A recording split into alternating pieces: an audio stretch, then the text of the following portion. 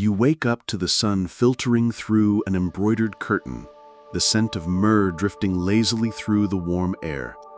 Birds sing like they're gossiping about last night's stars. You're lying on a woven mat inside an upper chamber in Persepolis, the ceremonial heart of the Achaemenid Empire, sometime in the 5th century BCE. You sit up slowly. A servant has already placed a basin of rosewater nearby, along with something crunchy. At first you mistake it for a bowl of decorative pebbles. Then the servant, smiling in that politely secretive way that all ancient servants seem to master, hands you a small spoon and a stick. To your slight horror, and then weirdly admiration, you realize you are expected to brush your teeth with crushed oyster shells, ash, and a few mint leaves.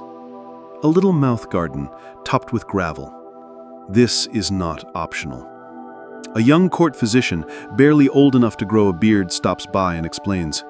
The shells polish the teeth, the ash absorbs bad humors, the mint is for the aftertaste. You nod like this is perfectly reasonable. Of course your morning routine should include mineral abrasion. Who needs enamel, anyway? Nearby, another noble hums softly as they polish their teeth with rhythmic patience. No one seems to mind the scraping. It's meditative. Apparently Persian hygiene is serious business. Bathing, grooming, and especially dental care are seen as signs of moral clarity. A clean mouth, a clean soul, or at least a less embarrassing breakfast conversation. You try it, slowly, carefully. The shells crackle faintly. Your mouth feels like it's brushing against the coast of an idea. The sun climbs, the rosewater steams. Somewhere a priest is preparing a blessing for the upcoming feast. But for now, it's just you, your minty grit, and the distant echoes of a world where even dental dust held meaning. You probably won't make it through this morning without raising an eyebrow. So please, breathe in, let the sand settle. Sip something soothing. And remember to like, subscribe, and comment where you're listening from. Bonus points if your toothpaste contains fewer than 3 types of shell. Now let's ease into tonight's journey. The sun is higher now, and with it comes a peculiar parade. You are invited to join the morning procession of the Toothstick Dignitaries, a group of high-ranking officials who take their dental routines as seriously as they take their tax scrolls. They gather beneath a pavilion of polished cedar to begin what they call the ceremony of fresh mouths. The ceremony begins not with music, but with the rattle of shell jars being uncorked. One nobleman, draped in silk robes embroidered with tiny molars, explains that the ideal Persian brushing mixture is a closely guarded household recipe. Crushed oyster or snail shells are the foundation, but additions vary. Dried pomegranate rind, powdered charcoal, frankincense dust, even the occasional pinch of saffron, because even your breath, apparently, should smell expensive. You are handed a fresh miswak stick, cut from the root of the arak tree and trimmed to a frayed brush. It smells slightly citrusy and vaguely holy. You're told, chew gently, swish with wisdom. And so you do. Around you, the dignitaries brush in serene silence, their faces calm, their mouths frothy with ancient intentions. This is not hygiene, this is ritual. Each scrape and swirl is believed to expel more than plaque, bad thoughts, envy, misfortune, even gossip. Some brush in pairs, others face the rising sun.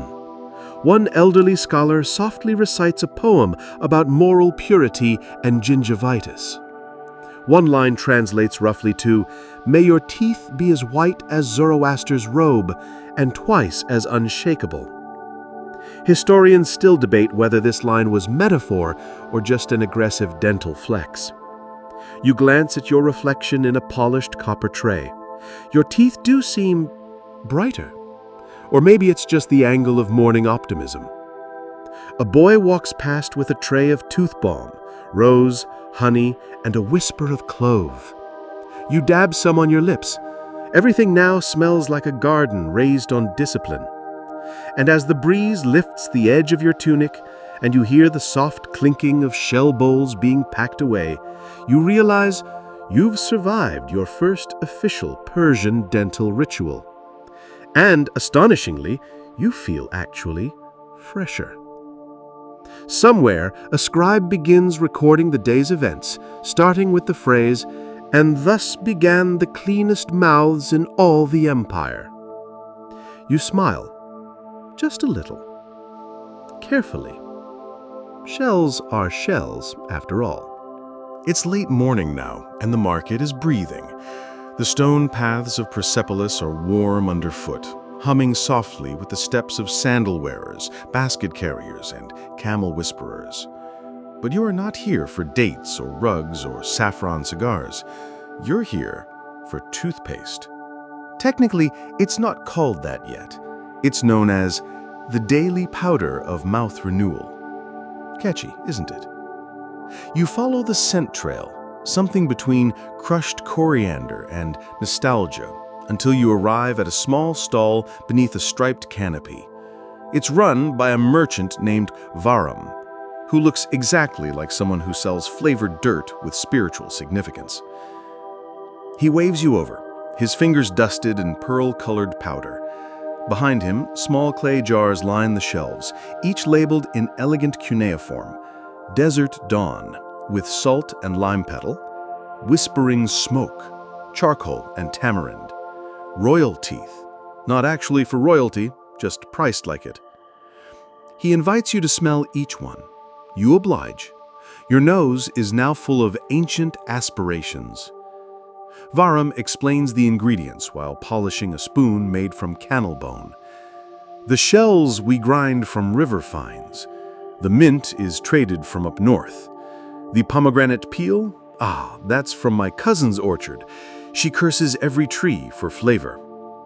You nod, pretending you understand the economics of cursed dental fruit. He offers you a sample packet, wrapped in silk and sealed with a plum blossom impression. It's labeled simply, "Polish of Contented Elders." A customer nearby asks for something with bite.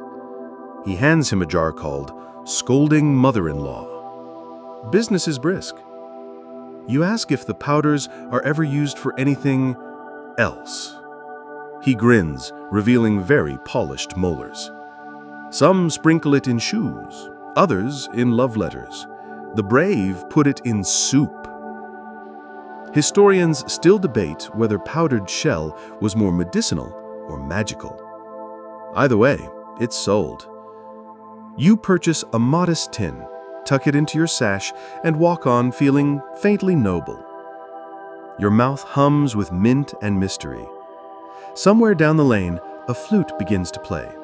Children shout in languages older than vowels, and your breath, if nothing else, now smells like someone with access to trade routes. Word reaches you via a linen-wrapped pigeon note. You've been summoned to the palace. Not for punishment, thankfully, but for observation. The king's personal oral attendant, an elite position halfway between dentist, priest, and motivational speaker, has agreed to let you witness the sacred ceremony of 32 blessings. It is, as you are told by 3 separate eunuchs in matching robes, a privilege beyond your fluorideless comprehension. You dress in your finest robe, the one with the embroidered waves that look suspiciously like upside-down fish. M. Pince, your silent crayfish companion from past journeys, still mysteriously tagging along, is tucked in your sleeve for luck. The palace dental chamber is not what you expect. It is a round, high-ceilinged room filled with golden incense burners, quartz mirrors, and a chorus of whispering scribes. In the center is a marble platform shaped like a molar. Upon it, the king reclines, calm, dignified, mouth slightly open. Beside him, the royal dentist, Master Ardashir, who smells faintly of time and control, prepares his tools. Not forceps or drills, no, this is ancient Persia. His toolkit includes a gold miswak stick carved with tiny prayers, a jar of powdered coral and basil ash, and a small bell rung each time a tooth is brushed as tradition demands. Each tooth receives its own blessing. The ceremony proceeds. Bell, brush, whispered incantation. May this incisor bite lies. May this molar chew injustice. May this canine guard the soul. And so on. You count along quietly. 32 teeth, 32 hopes, 32 sacred motions. The scribes record each line, just in case they need to be recited again in battle. Historians still debate whether the blessings were symbolic or if ancient Persians genuinely believed in protective enamel magic. The truth, as always, is stuck somewhere between a prayer and a toothpick. After the ritual, the king rinses his mouth with rose vinegar and spits into a bowl made of moonstone. The bowl is immediately taken away to be stored, or studied, or venerated. You're not entirely sure. You leave the chamber feeling awed, confused, and oddly inspired to floss more. Outside, the air smells of figs and ash. And you, humble witness to molar majesty, now carry a deeper truth. In the Achaemenid Empire, every tooth was a warrior. The palace still hums in your bones, not from music, from polish. After witnessing the ceremony of 32 blessings, you find yourself drifting toward another chamber, one less ceremonial, more peculiar. You're escorted by a servant who never blinks. "This way," he says. "You've been noticed by the court of enamel." You assume it's a joke. It's not. The court of enamel is real. Hidden behind a tapestry depicting Cyrus the Great brushing his beard, or maybe his lion, it's a salon of sorts. Part guild, part gossip circle, part research society. Dedicated entirely to the study, maintenance, and poetic praise of teeth. Inside, a semicircle of scholars lounges on embroidered cushions, each holding a mirror. They peer into one another's mouths with the gravity of astronomers. Their robes are white, their tools ivory. Even their snacks, pear slices, almond milk, cubes of honeyed root, are chosen for their dental friendliness. One greets you. "We have heard you survived the oyster rinse of Varum and the royal brushings of Ardashir. Sit, speak." You do. They ask for your observations, your emotional impressions, your personal molar philosophy. You say something vague about how tooth rituals feel oddly spiritual, and how you didn't expect to learn humility from powdered coral. They nod, solemnly. Another scholar recites a verse from the Scroll of the Smile. "Let the mouth be a gate of kindness, and the teeth its ivory guards. May none pass through with poison." You're offered honorary membership.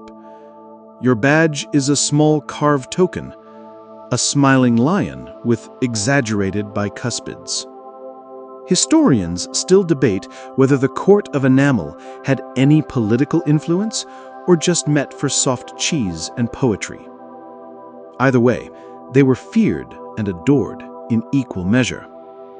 Before you leave, one member whispers, "Remember, when truth is hard to speak, polish it first." You exit into the sunlight, badge in pocket, breath still tingling with mint and metaphor.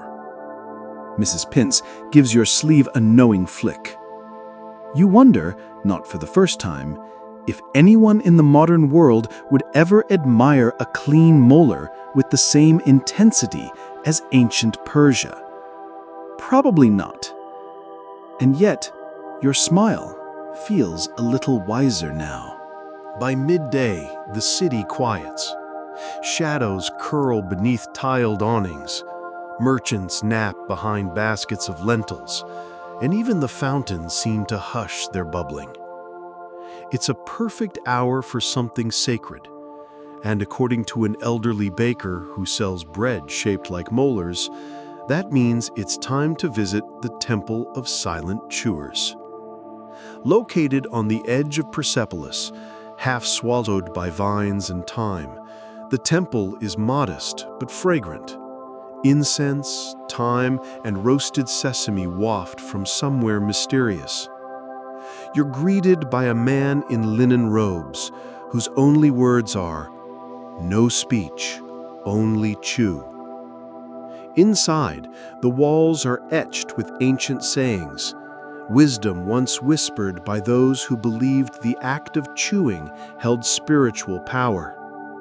One reads, "A slow chew is a slow thought. A slow thought cannot betray." You're seated on a woven mat and handed a bowl of sacred chewables, dried dates, soft pine nuts, figs soaked in lemon. Nothing crunchy, nothing that bites back. The silence is absolute. 20 other participants sit around the room, each chewing with the reverence of monks studying clouds. The rhythm is hypnotic, muffled mastications in sync with your heartbeat. MP Pince sits quietly beside you, eyes closed in what you suspect is deep spiritual imitation. A small bell chimes. A priest walks the room offering mouth-cleansing pebbles, actually coriander seeds roasted and rolled in powdered mint and honey. You chew, slowly, thoughtfully. And in that moment, you understand. This is less about flavor, more about intention. The chewing becomes a mantra, a soft, repetitive ceremony, an offering to your own interior silence. Historians still debate whether the Temple of Silent Chewers was founded for health reasons or because someone once said too much at the wrong feast. Either way, it endured. As you leave, you're handed a scroll sealed with beeswax. You open it to find only 3 words, elegantly inscribed.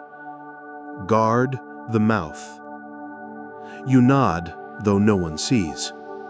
You and MP Pince walk home without speaking, not for lack of words, but out of a kind of reverent digestion. After all, you've just participated in the holiest lunch break in history. By afternoon, the streets are busier again. Perfumed scholars argue about eclipses. A man in a feathered hat sings to his donkey. But your attention is caught by a small booth tucked between a spice merchant and a fortune-telling gourd. Its sign reads, "Tooth dust for lovers, sweet breath, sweeter intentions." Naturally, you step closer. The booth is run by a cheerful scribe named Daria, whose ink-stained fingers move like hummingbirds. She explains her service, combining personalized tooth powders with written affection. For a few silver coins, I can send your beloved a scented note and a sample of your oral character. You blink. She smiles. Her teeth are exquisite. She offers examples from her catalog. Mirthful morning, orange blossom, powdered pearl, clove, eternal gaze, lavender ash, and date seed charcoal. I regret that poem I wrote you. Myrrh, mint, and a hint of roasted fennel. You ask how this works. Daria explains that in some parts of Persia, suitors were judged not just by the style of their calligraphy, but by the freshness of the air they exhaled upon arrival. One legend tells of a prince rejected not for his politics, but because his breath smelled of unwashed cumin and despair. Historians still debate whether these love powders truly swayed hearts or if it was simply clever branding. Daria shrugs. Either way, no one likes sour syllables. You commission a sample for yourself. Thoughtful silence, rose petal ash, mint, and the lightest dusting of sage. She writes your name in curls of ink, ties it with silk, and hands you the bundle.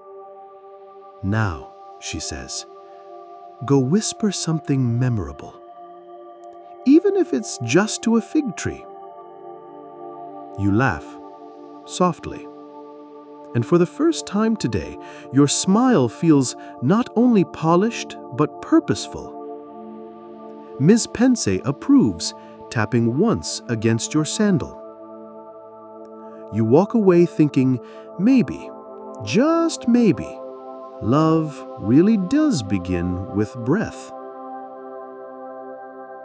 As the sun dips low, painting the city in soft gold and longer shadows, a quiet procession moves through the side streets. No trumpets, no grand declarations, just a line of softly robed individuals holding delicate lanterns and whispering among themselves. You follow at a respectful distance. The procession ends at a modest adobe building framed by flowering vines. Above the door, a simple engraving. In clean sleep, we trust. You've found the headquarters of the Forgotten Guild of Nighttime Brushing, a secretive group devoted to the ancient belief that unbrushed teeth during slumber could attract bad dreams, lazy spirits, and, more practically, tooth crumbles. Inside, it's dimly lit and surprisingly cozy.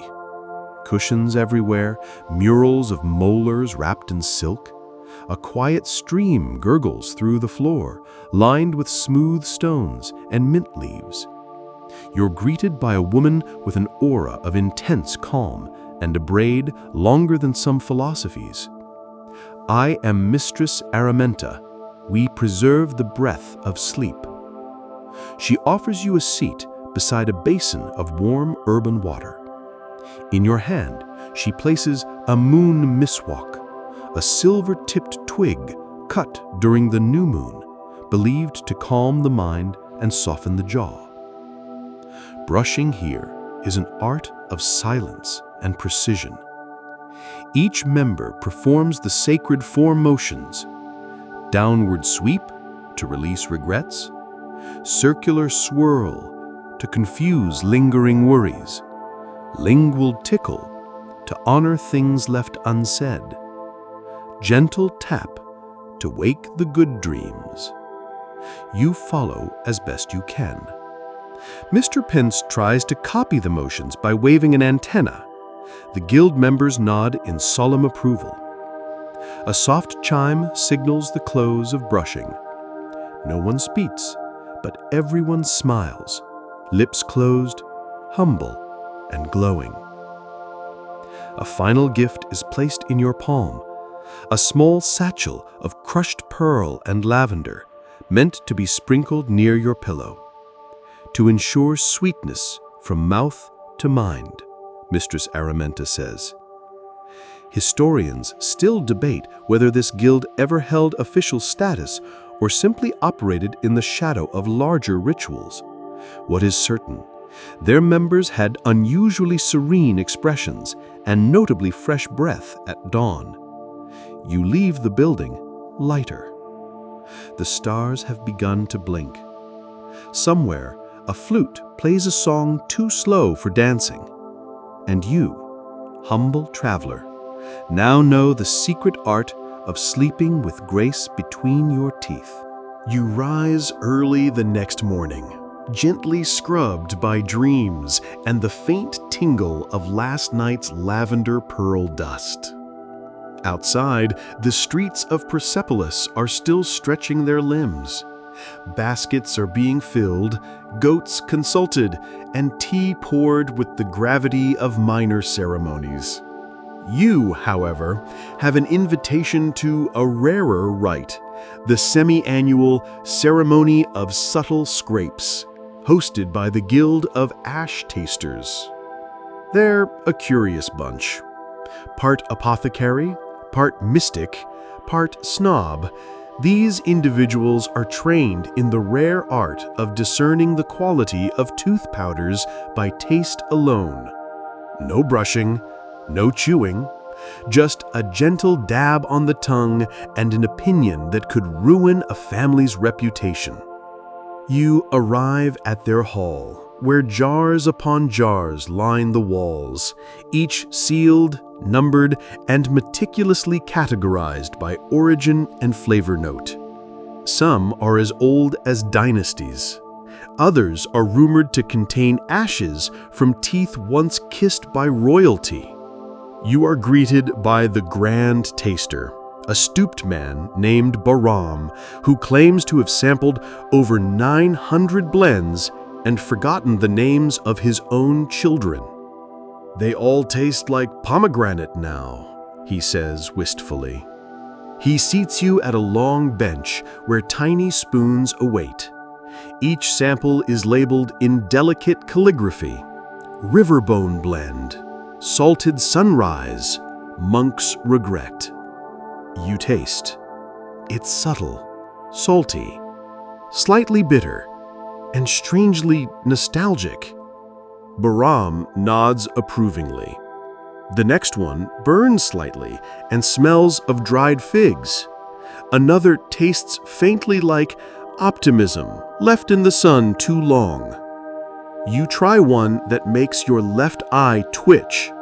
Bahram whispers, "That's the one rumored to clean both the mouth and your ancestral karma." Historians still debate whether the Guild of Ash Tasters held real authority or simply created an elaborate excuse to gossip about toothpaste while avoiding hard labor. They probably did both. The final part of the ceremony involves a group chant, each participant whispering their favorite blend's name into a bowl of mist. Why? No one knows. But the bowl is later used to bless wells in dry villages. You leave feeling slightly euphoric, or maybe just mildly ash-drunk. Mrs. Pince declines to participate, but scuttles beside you with quiet judgment. The city breathes around you, powdery and pleasant. You can't taste ambition anymore, only mint. By midday, you found a shaded bench in a quiet courtyard where time seems to have nodded off. The air is thick with the scent of sun-warmed papyrus and citrus trees in full blush. M. Pince naps in your sandal. Somewhere nearby, a scribe coughs rhythmically, as if reciting poetry in Morse code. You're here for the scroll of dental proverbs, an artifact that sits behind a pane of polished glass in the Persepolis archives. According to your guide, an archivist who smells faintly of lemon ink and very old opinions, this scroll is a record of the most sacred oral wisdom ever accidentally passed down. It's not particularly long, or beautifully written, or consistent in grammar, but it's oddly poetic. Your guide reads from it with scholarly reverence. "When gums are sore, so too is the kingdom. Speak only after rinsing, and even then, briefly. One should chew as if the gods are listening. If your tongue is sharp, let your teeth be gentle. Don't trust a man who whistles after brushing. Toothache reveals character, and also poor powder." Some verses feel ancient. Others suspiciously resemble things someone's grumpy uncle might say. Historians still debate whether the scroll is genuinely sacred or simply a lost dental instruction manual from a particularly poetic hygienist. You're invited to make a rubbing of your favorite line. You choose one etched in fading indigo ink. A clean mouth invites clean thoughts. A clean thought invites forgiveness. You carry that wax paper rubbing in your pocket like a blessing or a minty promise. Outside the archive, a boy hands you a soft sweet wrapped in thyme leaf. For polishing the spirit, he says, then vanishes before you can ask how. The city is louder now, haggling voices, clicking sandals, a goat loudly protesting a haircut.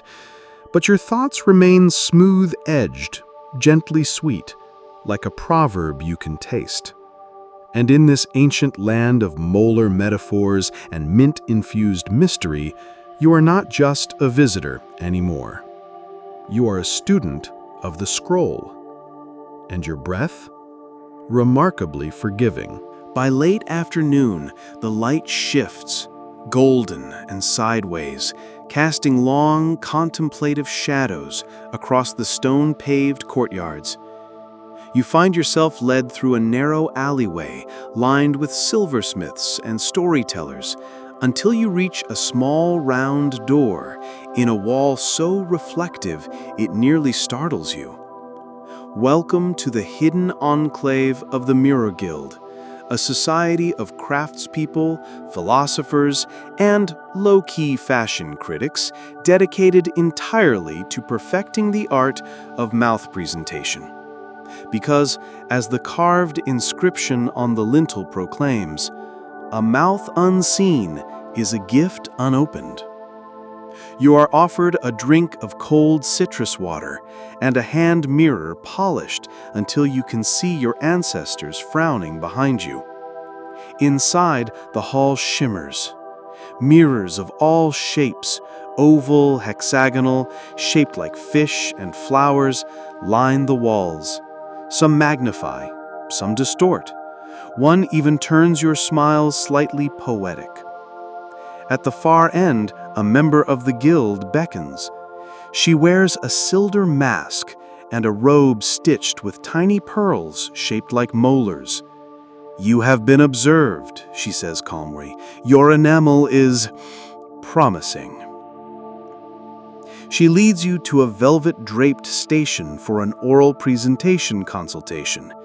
You're handed a rare item, a length of imported moon floss, woven from silk fibers dyed with lavender ash, supposedly traded across many rivers by whispering merchants with unusually symmetrical teeth. You are instructed to floss gently while reciting a mantra. "What I carry between teeth, I carry between words." Miss Pince watches with reverence, or perhaps fear. The guild member nods after your demonstration. You pass the test. As a reward, you're allowed to gaze into the mirror of the final impression, a polished disc said to reflect not your appearance, but how others feel when you speak. You look, you blink. You seem warm, thoughtful, slightly minty. Historians still debate whether the Mirror Guild influenced speech, politics, or just sold expensive floss. But their mirrors remain, buried in ruins, gleaming beneath desert sand, still catching sunlight where temples once whispered. You leave the hall lighter, smiling without checking. Sometimes when you speak now, you imagine the mirror watching back, nodding faintly. Just once. Night approaches like velvet in this ancient city. Shadows stretch, stars blink politely, and the air thickens with incense and anticipation. You're beckoned by candlelight toward a terraced rooftop where elders gather, robes fluttering, teeth gleaming faintly in the lamplight. This is the domain of the Velayat rinsers, keepers of a ritual known only as the moon rinse, performed exactly once a month under the first full moon of the new season. You're told to remove your sandals and step quietly. At the center of the rooftop rests a wide, shallow bronze bowl, the sighing basin, named not for any sound it makes, but for the way people exhale afterward. Around it, bundles of herbs, a pitcher of lunar water, collected in silence the night before, and a small scroll containing tonight's blessing, ink still damp. Your host, an elderly man whose beard is braided into the shape of a question mark, invites you forward. Speak no lies, swirl, spit, reflect. You accept the cup, its rim cool as river stones, and sip the rinse, an infusion of mint, cardamom, salt, and dried rose hips. The taste is sharp, ancient, and unexpectedly comforting. You swirl it in your mouth slowly. The silence deepens. Somewhere nearby, a cricket changes its rhythm. Then, with ceremonial grace, you lean over the basin and release the rinse. It hits the metal with the softest splash, like a raindrop remembering home. Others follow. Each rinse added is believed to carry away a regret, a sharp word, a moment one wished had gone differently. The basin collects these mouth offerings, shimmering with shared humanity and a hint of basil. Historians still debate whether this ceremony was symbolic, medicinal, or just an elaborate excuse for secret rooftop meetings. What's undeniable is the way you feel afterward. Emptied, lighter, like your words have been gently rinsed of their rough edges. Before you go, the elder presses a small, dried mint blossom into your palm. For next time, he says, should you ever need to swallow the moon again. You bow, not quite sure what he means, but certain it matters. M. Pince bows too, or maybe he's just tired. You descend the stairs quietly, your breath clean as starlight.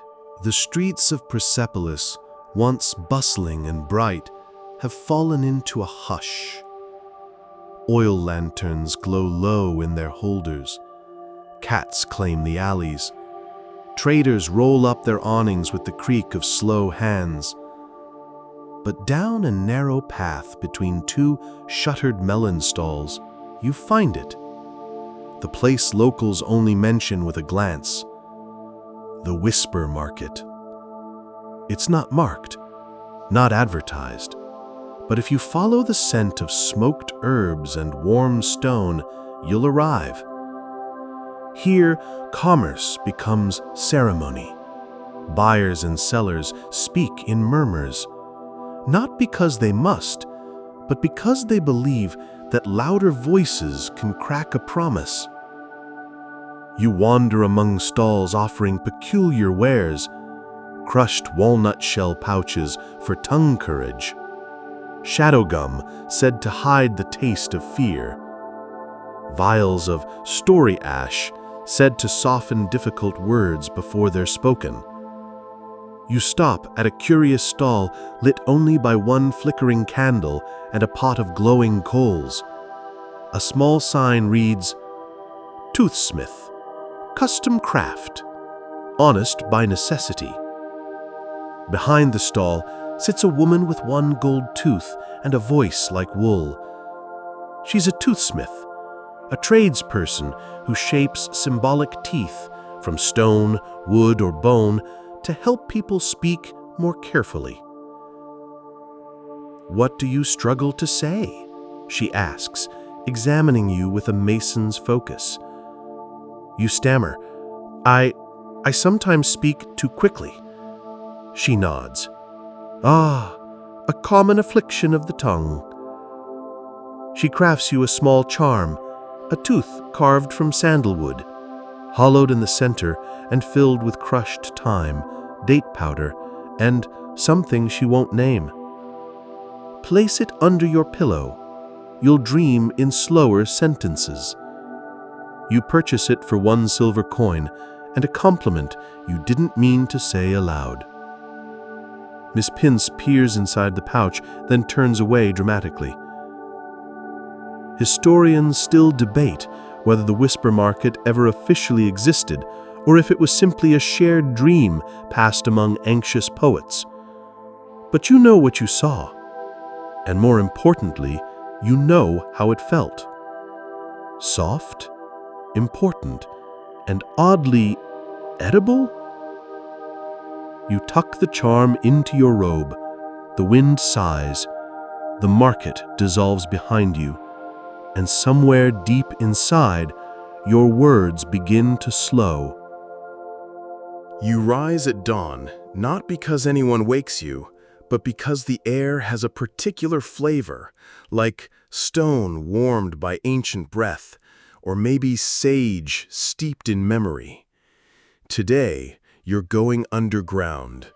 A scholar from the Mirror Guild has quietly arranged a visit to a forgotten corner of the Royal Archives, the Vault of Forgotten Flavors, curated by a solitary murmuring man known only as the Archivist of Mouths.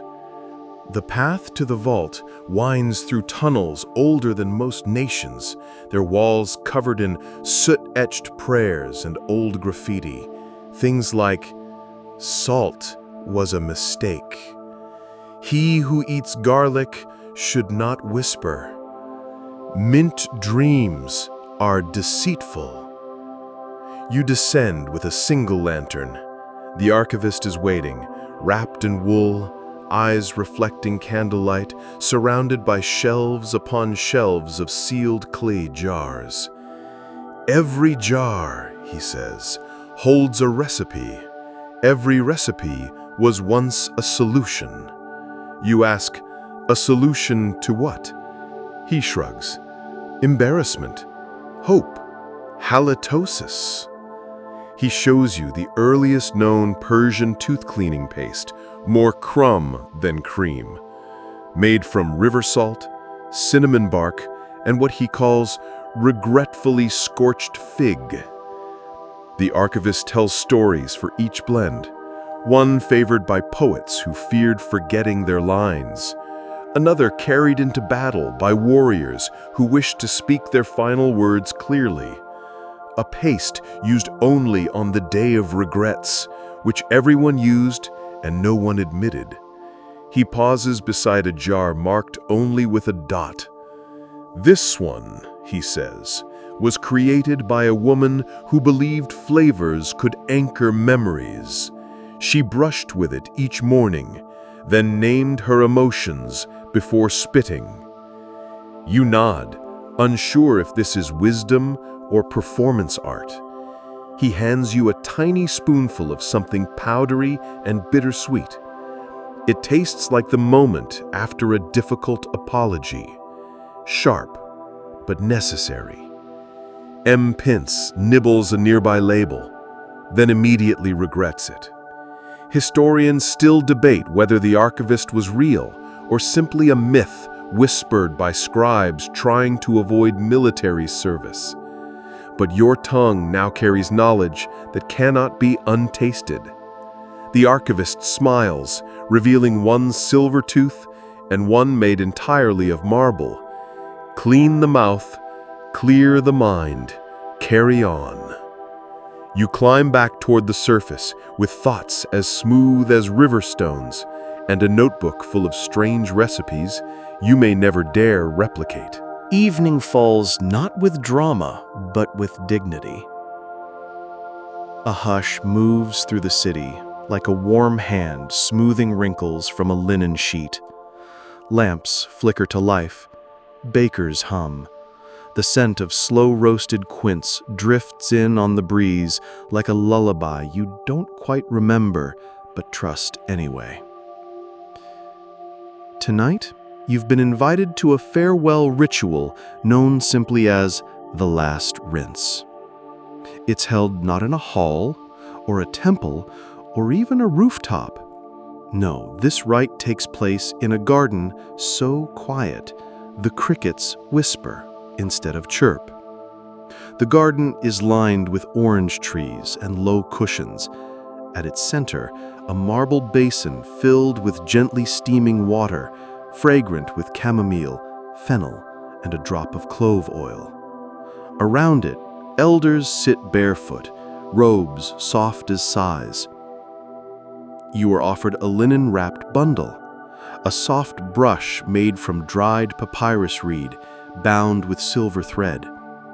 Beside it, a pinch of powder labeled memory dust.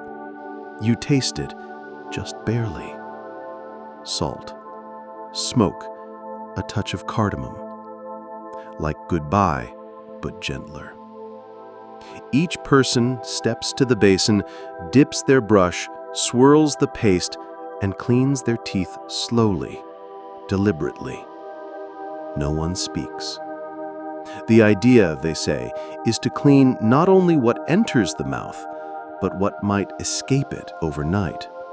To scrub the dreams of bitterness, to sand down the edge of memory. Miss Pince sits quietly in your lap. You're almost certain he understands. When your turn comes, your hands don't shake. You've done this before, in ways. Every rinse, every charm, every quietly ridiculous ceremony, it was all leading here. You brush. You spit. You bow. A woman presses a bundle into your hands, a pillow of polished thoughts, stitched from moon-soaked cotton and filled with dried mint and finely ground sandalwood. Lay your head, she says, and speak nothing after. You obey. As you settle beneath the orange trees, stars blink into place above you. You inhale slowly. The mint lingers. The silence hums. Historians still debate whether this ritual ever truly happened, or if it was simply invented by someone desperate for a little peace and some sweet-smelling dreams. But in the quiet of that garden, your mind floats. Weightless, uncluttered, clean.